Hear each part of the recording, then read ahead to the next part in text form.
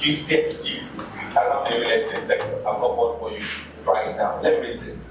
So on the 9th of January 2025, in exercise of his power under the Land Use Act of 1978, Governor of Enugu State, Dr. Peter Mbah, on Thursday, the 9th of January 2025, signed the Land Use Regulation 2025, as well as the Executive Order Number 1, 2025, designating some areas in the state as urban areas. You want to know what those areas are? By the provisions of the Executive Order, entitled Enugu State Designation of Land as Urban Areas, the entire Enugu East, Enugu North, Enugu South local government areas have been designated urban areas. Normally, because these three local governments constitute a major part of Enugu State metropolis, most of these places in these particular local governments have been urban. But there are places in these local governments that look a little bit rural or suburban. All of them are now designated urban. Things end there. Stay with me. Likewise, the entire UD, Nkanu West, Nkanu East, and Nsukka local government areas have been designated as urban areas. What it means is that the entire communities in all these local governments I just mentioned right now are now designated urban areas. There's more.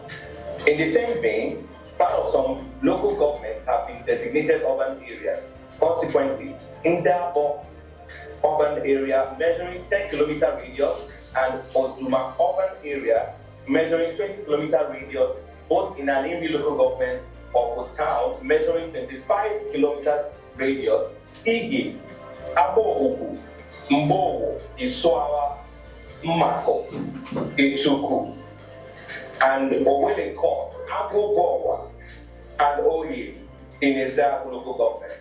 Obede, Ukene, and Ako in Igwe, the local government.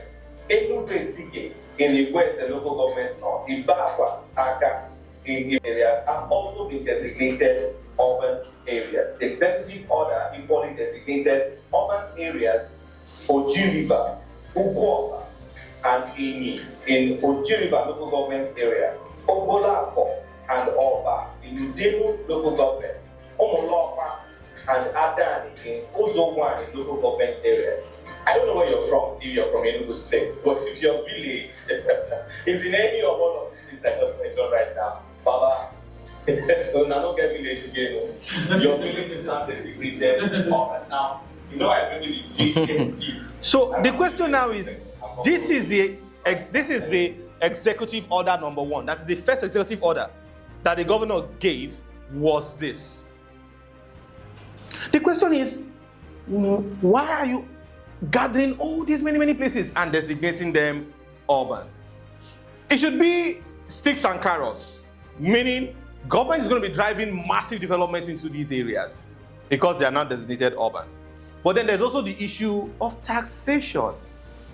It means that these areas are now taxable relatively similarly with developed town.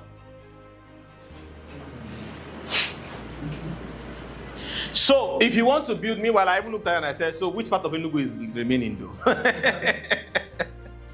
So if you wanted to build in any of all of these areas, you have to have title. Are you seeing this?